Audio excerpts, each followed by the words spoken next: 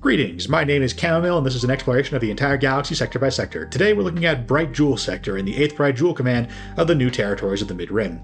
Bright Jewel Sector is the domain of the Alina and home to their home planet of Aline. The Alina were once an industrial society, but after a great war with the subterranean tree species called the Kindalo, the environment was severely damaged and the Alina agreed to near total deindustrialization as a condition of the peace treaty between the two.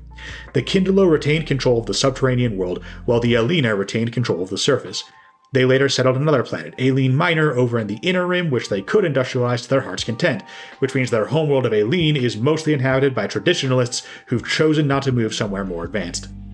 Not only could they just move to Coruscant like everyone else, they could move to another planet full of their fellow Alina, but with more land speeders and air conditioning, and they have chosen not to do that. Bright Jewel Sector is also home to Patite Patuna, home to a species of very small aliens called the Patites. Patites? I don't know, these guys aren't that important, I'm not looking up how to pronounce their name. They were ruled by a dictatorship until the Clone Wars, when the dictator was overthrown and replaced with democracy by Republic forces. Not as, like, an intentional political project of the Republic, the Patites were really small and Republic forces kind of accidentally overthrew the dictatorship as a result of misadventure. Nearby is Planet Balnab, where an unnamed squiddy species was ruled over by an alien con artist using a hologram, until Republic forces overthrew that regime largely by accident as well. This sounds made up, but pretty reliable sources swear it's true. Anubis is a colony world of the humans and Zabrak, which devolved into civil war for centuries, not between those two species in particular, mind you, but splintered between countless number of different factions that shifted and changed over the course of hundreds of years of warfare. None of the original factions survived to see the end of the conflict, and the whole planet's wilderness is booby-trapped to hell and back. Major highways and population centers are safe, and there is an actual economy, mostly based on mining and agriculture because planets are big, but there's been continuous full-scale warfare going on somewhere on the surface since the days of the High Republic. Numidian Prime is a technically inhabited planet, one of those ones that's mainly a smuggler port with a population of usually less than 100. The only reason anyone cares about it is because this is where Han Solo won the Millennium Falcon from Lando Calrissian in a game of Sabacc. But if you know this sector, you know I've been clearing all the small potatoes out of the way to build up to Ord Mantell, a Pius Dea ordnance depot from the early Republic days when hyperdrive sucked and it took weeks to get anywhere, so regular supply depots were needed to keep the Navy topped up with shields and shells. Ord Mantell is one of the only ones that's remained prominent even after hyperdrives improved and ordnance depots became unnecessary.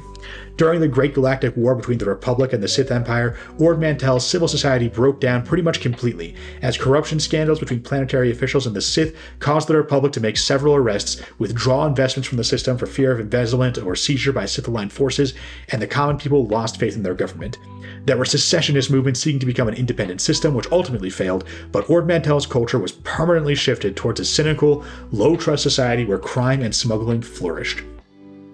Soon before the Clone Wars, the Jedi cleaned up the crime problem on the planet, but that order was new and fragile when the Clone Wars erupted, and soon slid back into the old ways as the Republic's attention turned elsewhere. Ord Mantell was the capital of 8th Bright Jewel Command, but as long as GAR command buildings weren't being targeted, the clone troopers weren't interested in maintaining local law and order in the planet's population at large.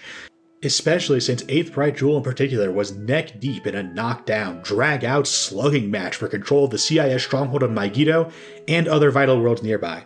Ord Mantell is where clone troopers came to rest up and recover before shifting off back to the front lines. They weren't there to play cop.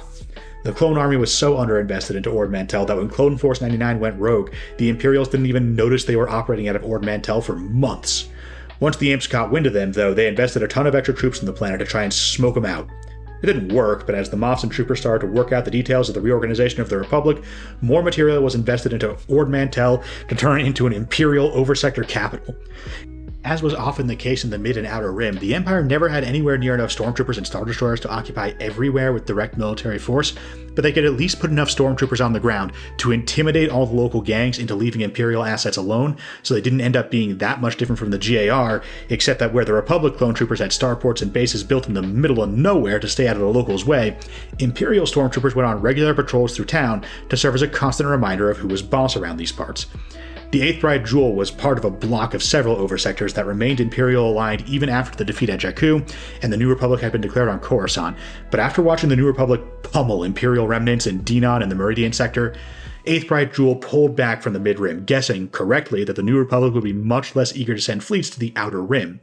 Broadly pro-Imperial core worlds who joined the New Republic because they saw the writing on the wall were already organizing the Centrist Party to demand the New Republic make peace with the Imperial remnants and wind down the military, and by retreating out of striking distance of influential planets like Coruscant and Chandrilla, while simultaneously packing more firepower into what planets they retained control of, the Imperial remnants were able to dissuade the New Republic from committing to the several years of further war that would have been required to dig them out of the Outer Rim.